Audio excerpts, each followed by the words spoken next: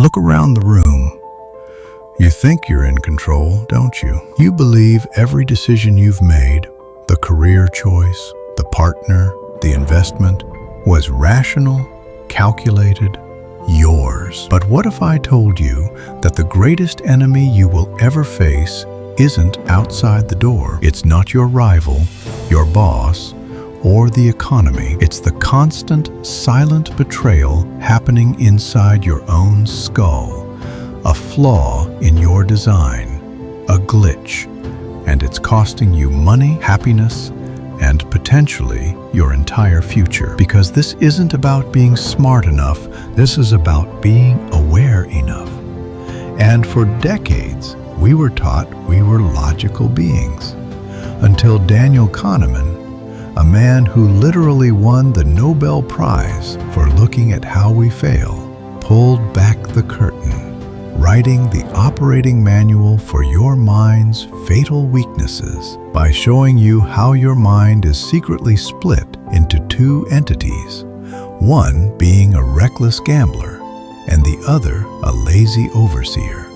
And when you realize which one is running the show most of the time, the fear will set in. So meet System 1, the fast thinker who operates on intuition, impressions, and effortless autopilot, who is brilliant for slamming on the brakes without thinking, but is primarily a storyteller, not a truth teller, because it substitutes complex questions for easy ones and hates effort, making that split-second decision you regret later a classic System 1 mistake. And this is where the first set of traps are laid, the heuristics, which are the mental shortcuts System 1 takes, such as the availability trap, where your mind confuses vividness, like dramatic news stories, with actual frequency, like boring statistics, and the representativeness trap, where you judge based on satisfying stereotypes, ignoring the quiet truth of base rates. And yet the security system designed to check these wild suggestions is System 2, the slow, logical thinker that handles complex math and calculations,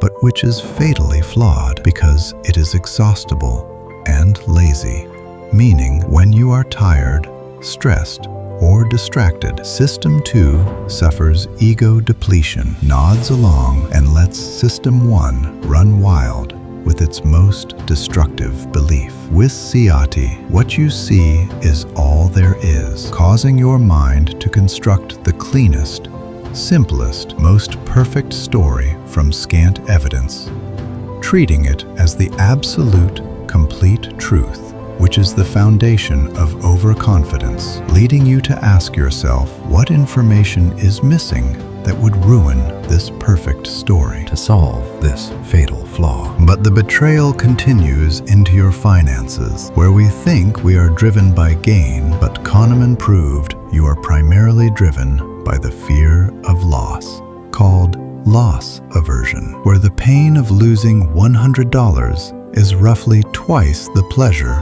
of gaining $100, which is why you cling to a bad investment, paralyzed by the psychological pain of realizing a loss, hoping it will return to your reference point, and why the endowment effect makes you overvalue things you already own. But the final, most cruel twist is that you can live a full, beautiful life, but your mind will only remember two things, the peak and the end, because the experiencing self lives in the present, feeling the daily joys and pains. But the remembering self, the one that makes future decisions, doesn't care about the duration, suffering from duration neglect, and instead judges your life only by the highlights and the conclusion, which is the ultimate fear.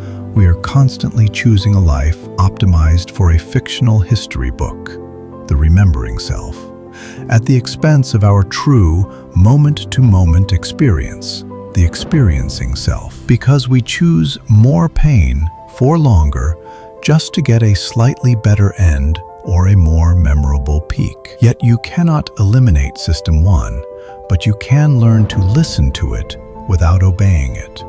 Because the power of this knowledge is that it hands you the blueprint for your own betrayal. And you now know the signs: the immediate rush of confidence, the urge to ignore statistics for a good story, the paralysis in the face of loss. Meaning, your survival is not in mastering complex charts. It is in learning to activate your lazy System 2 at the moments that matter most.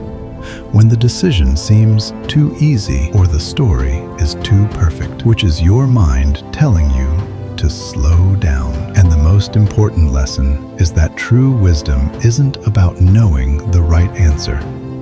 It's about knowing when you're most likely to be wrong. So be the detective of your own mind and share this knowledge, because the only way to escape the traps of the fast mind is to know they exist. And your peace, your future, your truth, they depend on it.